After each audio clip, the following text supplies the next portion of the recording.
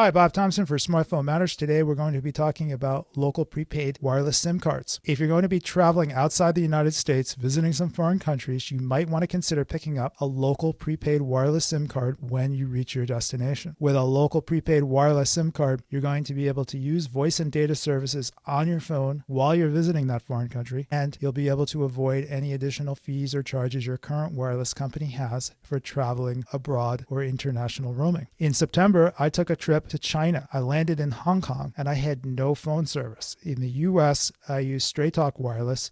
Straight Talk doesn't have any support for any kind of international roaming, and I wanted to be able to use my phone while visiting Hong Kong. I went into a convenience store. Now in Hong Kong, there's a 7-Eleven or a Circle K on just about every corner, and you just go up and ask the clerk to help you pick out a local SIM card. They usually have them up at the register. In Hong Kong, people speak Cantonese, but they also speak English, so you can typically find a clerk that speaks English as his second language. And I picked this China Mobile Hong Kong prepaid SIM card. It was 80 Hong Kong dollars, which is about 10 or 11 US dollars. It was valid for 5 days, had a 1.5 gigabytes of 4G and 3G data, and it had a 10 cent a minute charge in Hong Kong dollars for local airtime. So the package comes and there's a SIM card inside, and it will work in any phone because it supports the 3 sizes of SIM, the full size SIM, and then you punch that out to a micro SIM, and then you can punch that out again to a nano SIM, which is what you would need for the iPhone 6. And then it had a bunch of instructions on how to activate that when you put it in your phone. It also had instructions on how to set up the APN, which you need to do to be able to use your data. This particular kit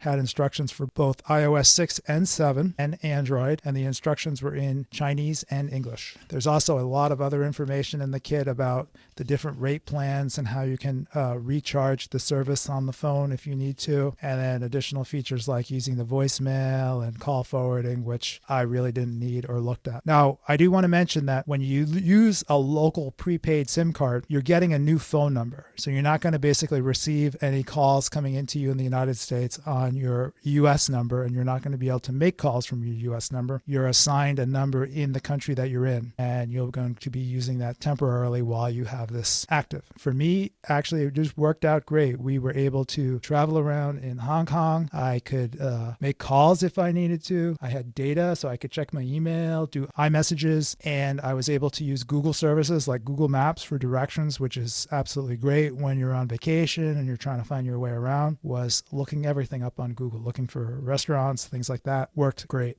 It lasted for just about the 5 days that I was there. I let my daughter use it to make a call back to the US, and I think she used up some of the local airtime, which kind of ran down the balance on the card a little bit, but I did not recharge it. Everything worked great. Now, when I went to mainland China, when I went to Shanghai, it was a little bit different. I went into a shop and I wanted to buy a SIM card in Metro Shanghai. I was told I needed a Chinese national ID. And the reason is that in China, they started cracking down on the use of prepaid SIM cards because people were using them a lot for telephone fraud. In Shanghai, people speak Shanghaiese, but they also speak Mandarin. So there might have been a little bit of a language barrier for me. They were telling me you need a Chinese national ID. So it turns out if you're traveling to China and you want to get a prepaid SIM card, shop for one in the airport because 2 reasons. One, they'll have people at the counter that speak English, and 2, they'll accept a foreign passport as identification. So you might be wondering, well, what did I do while I was in Shanghai since I was not able to activate a prepaid SIM? Well, it turns out that I've also been testing Google's Project Fi prepaid wireless service, which does work abroad.